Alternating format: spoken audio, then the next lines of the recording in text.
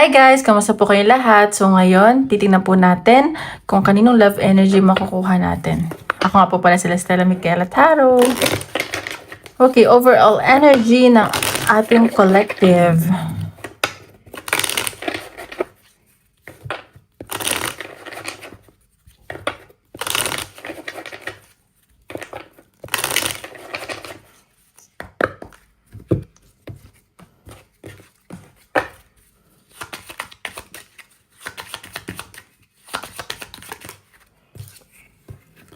Rescue. So, yung iba dito, siguro parang nalulungkot, ganyan, or,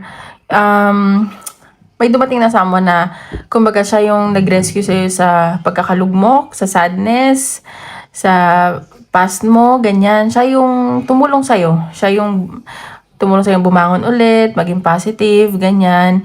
And medyo leader type tong person na to. Or ikaw to, parang nagka-boses ka ulit. Kumbaga, bumalik yung sigla mo, yung lakas mo dahil sa taong to. Kasi parang sinurrender mo sa universe eh. And marami tumutulong sa'yo. Ayan no, yung iba dito nagbabalik alindog, ang daming busy, ganyan. And kung may mga pinapangarap kayo, unti-unti na yung natutupad. Yan ang person mo. Ayan o, tinetreasure nyo yung isa't isa. Kung ano man yung nangyayari sa inyo ngayon, ganyan. Which is good. That's nice. So, pagpatuloy nyo lang yan. Tingnan natin.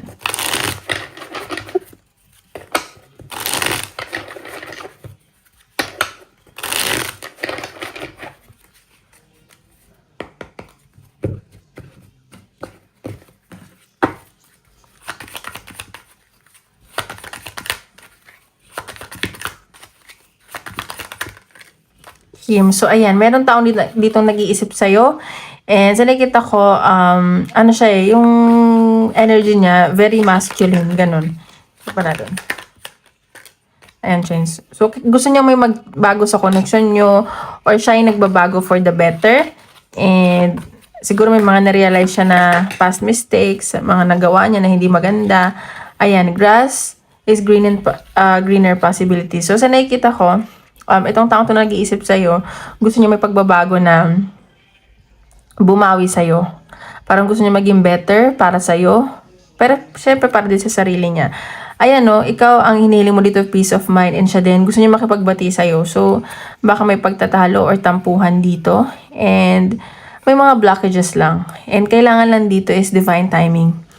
Lahat na nangyari sa buhay natin, kailangan in the right timing. Okay? So, wag mag-overthink, ganyan. So, ikaw, nagde-date ka na ng bago, ganyan. Parang kinakalimutan mo na siya. Ayan o, her o. Tapos, itong taong to, gandang-ganda sa'yo to. Sexy-sexy, hot na hot sa'yo, ganyan. So, ayan. So, nagsisisi na ba siya? Charis. Tingnan pa natin. Energy ng upgrade ng collective.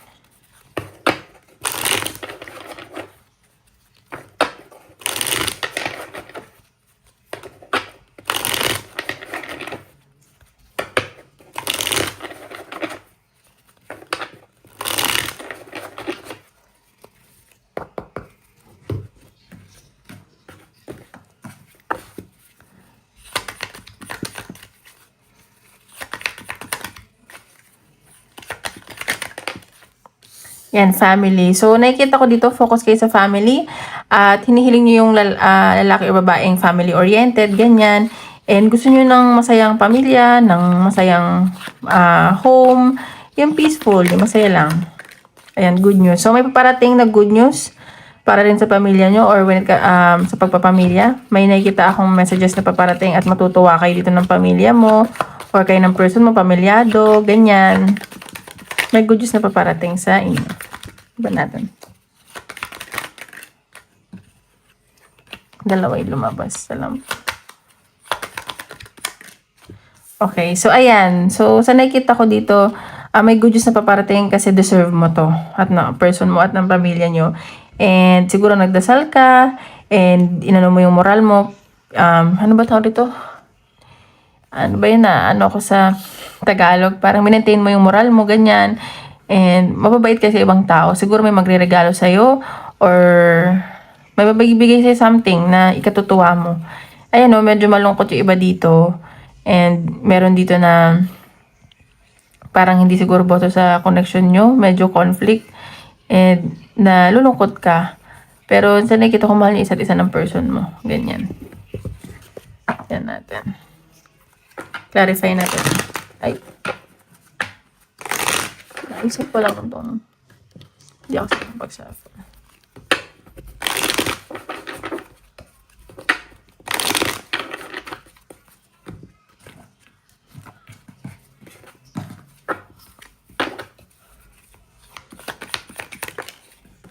O, ayan, family. So, may siguro itong family may pag-travel or meron kayo pinagpaplanuhan na reunion, bonding ng pamilya mo, ganyan. At may messages din na paparating talaga sa pamilya mo or from your family na matutuwa kayo, ganun.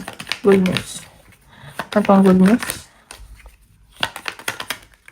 Ayan. So, sa nakikita ko dito, itong good news, siguro matagal mo itong inantay. Kumbaga, parang, nalungkot ka dito, ganyan, pero matutuwa ka na. And matagal mo ito pinapangarap. So, ayan, paparating na ang good news para sa'yo. Ayan, itong merit making. So, ayan, so matagal ka nag-heal. Ngayon, parang natututunan mo ng, unti-unti ka na nag-heal. Ayan, kayo ng person mo.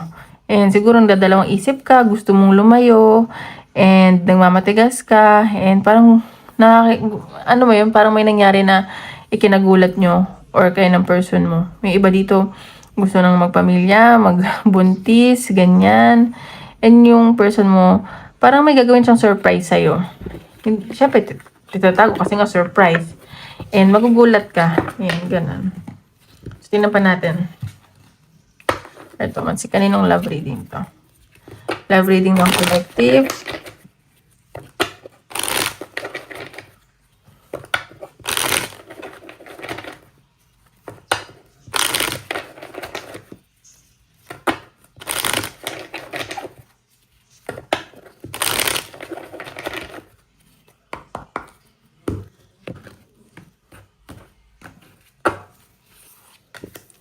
Stability. So, itong connection nyo, merong stability, and ito yung gusto ng person mo, and attracted to. Sobrang tempted to sa'yo itong taong to.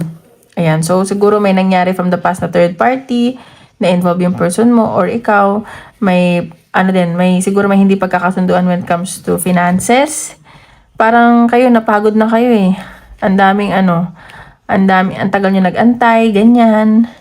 Ang tagal nyong nag-heal. Ayan o. So, may pag-travel sa communication. May nakita akong bigla ang travel sa inyo ng person mo.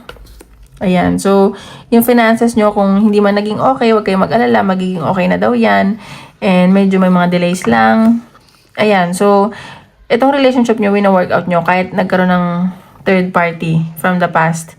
And ini-improve nyo yung dapat ma-improve. And siguro deserve naman natin ng second chances kahit sino. Alam nyo yun. Hindi naman porket nakagawa ng kasalanan is masamang tao na. Baka may mga rason sila. Pero syempre, non-negotiable yung cheating, di ba? Ayan. Tapos parang dumating sa point na nag-aalangan na kayo or nagiging practical na lang ba kayo. Ganyan. Kasi parang napagod na eh. Kasi merong betrayal na nangyari dito. Ayan. So, may panloloko when it comes to communication. Ayan. So, may inaayos kayong papeles, documents, and meron dito broken family. Siguro may mga legal, siguro may mga dinidivorce dito. And on process, yung separation, parang matatanggap na yan. And, ayan. So, 50-50 lang dahil nga may mga involved na family. So, ayan. Tingnan pa natin. Anong nafe-feel sa'yo ng person mo?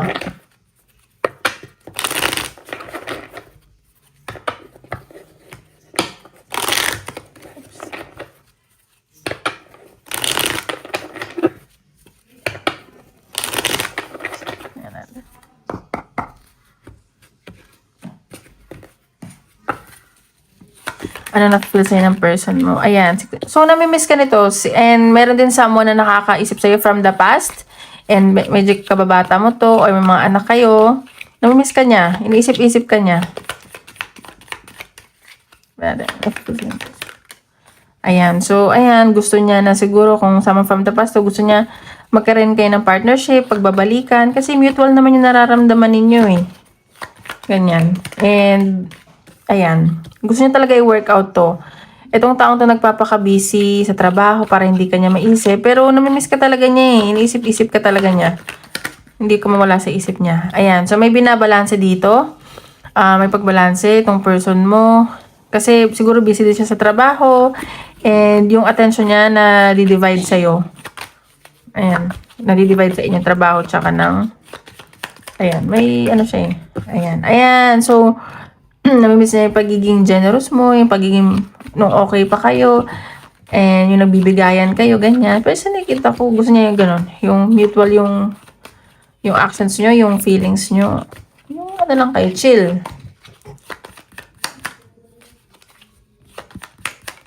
Ayan.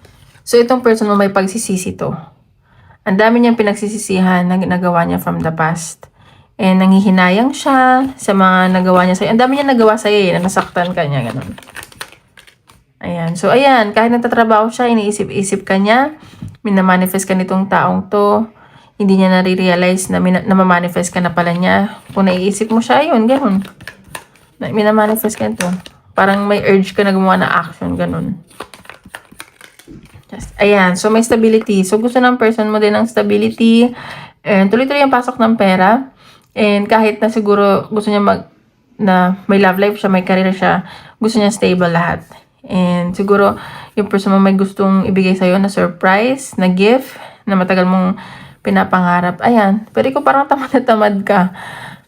Parang dead ka, ganyan. Bala ka dyan. And busy ka din sa trabaho. May mga kinausap kang friends. And ito, nagiging practical ka at person mo. At inaano mo ito eh. You're trusting your intuition. Ganun. Tingnan pa natin. Possible outcome ng connection nyo.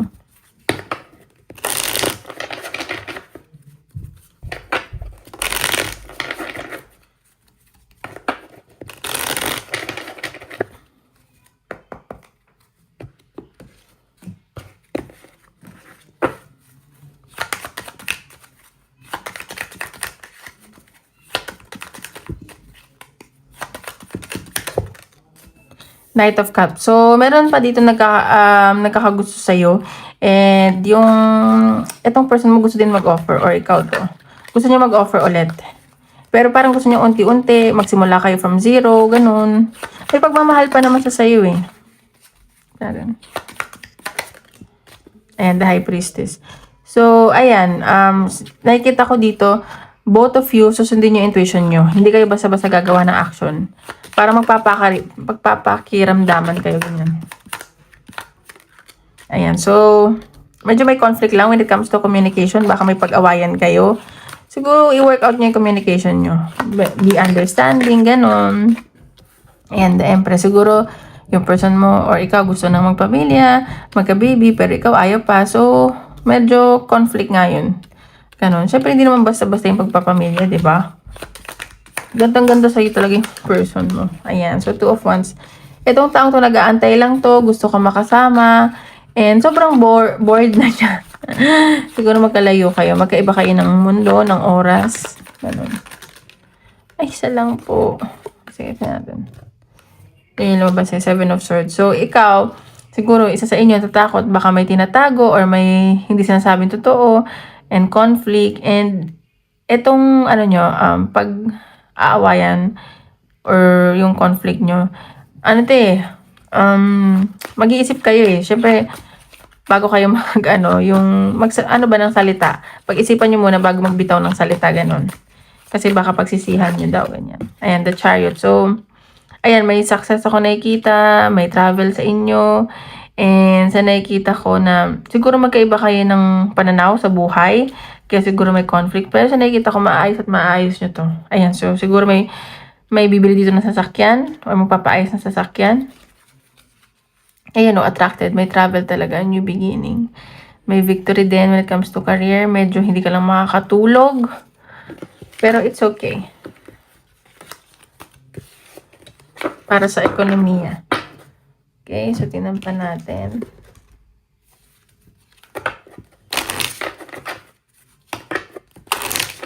Love reading ng collective.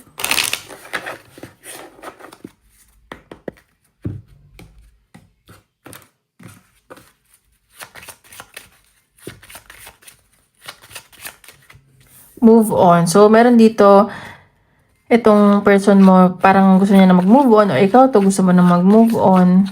Someone from the past to, parang iniisip niya na, ay, hindi ka naman na pwede. So, mag-move on na lang daw siya. Yes, so luck is on your side. So, ayan, swerte ka pa rin kung nasaktan ka ng mga tao mo from the past. Swerte ka pa rin. So, if may nakita kayong ladybug, it's a sign na matutupad na yung mga wish nyo, yung prayers nyo, and swerte yun, yung mga ladybug. So, may makita kayong ladybug, baka, ayan.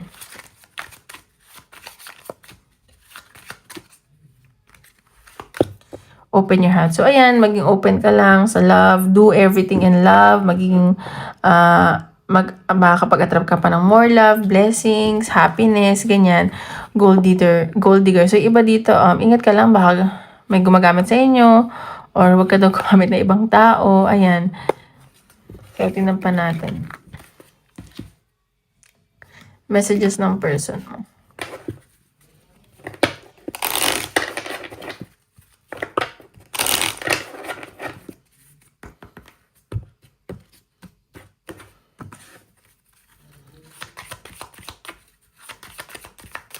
Ano gusto sasabihin ng person mo?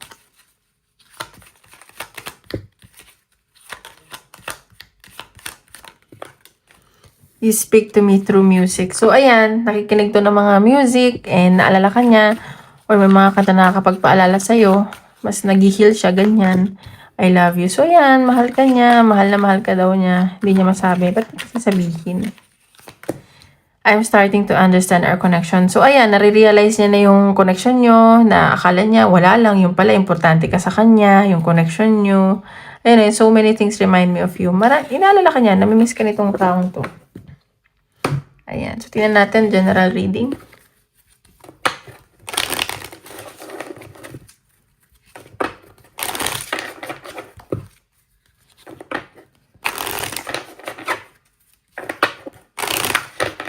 General read. Anong parating sa collective?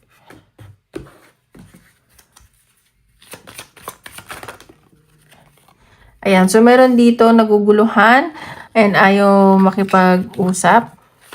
Bakit ganun? May mga confusion, may mga inaalala kayo. Huwag kayo mag-overthink. Ayan. Okay. So, meron dito para nagmamatigas. And siguro meron ditong pinag-iingat ka sa mga taong selfish. Kahit sa career mo, ganyan. Mag-ingat ka. At saka huwag kayo basta-basta magpitiwala. Ganun. So, pero nakikita ko naman dito, magiging clear lahat. Ayan. So, ito, dalawang tao yung nakikita kong nag-iisip sa inyo. Yung isa nagmamatigas, yung isa mahal na mahal ka. At willing ka bigyan ng masayang, masayang bahay, pamilya. And mafe-feel mo dito yung warmth. And may nakita din ako paglipat ng bahay, magiging masaya ka dito and emotionally stable. And magkakaroon ka ng peace of mind dito. Baka maglilipat ng trabaho or kumpanya. So, ayun lang, mag-ingat lang sa mga taong selfish. Huwag ka din maging selfish.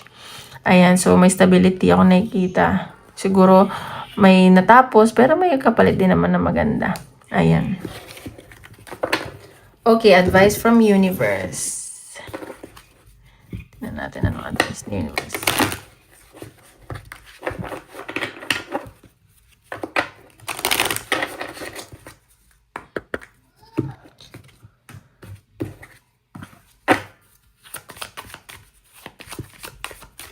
Advice ni universe.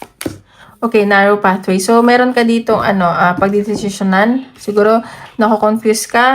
Hindi mo alam kung anong decision gagawin mo.